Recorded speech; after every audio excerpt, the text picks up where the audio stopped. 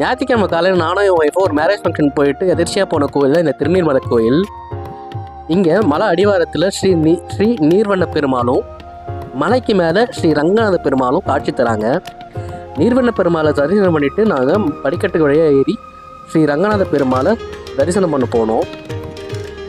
இங்கே camera not allowed அப்படின்றதால நாங்கள் உள்ள வீடியோ எடுக்க முடியல. சாமியை பார்த்துட்டு பிரசாதம் வாங்கிட்டு வெளியே வந்துட்டோம். இங்கே அறநிலையத்துறையால் பிரசாதங்கள் வெளியில் சேல்ஸ் பண்ணுறாங்க. அங்கே பொடி தோசையும் பணியாரமும் வாங்கி சாப்பிட்டு பார்த்தோம். ரெண்டுமே அருமையாக இருந்துச்சு. நாங்கள் சாப்பிட்டது இல்லாமல் அங்கே இருந்த பூனைக்கும் கொஞ்சம் ஷேர் பண்ணோம்.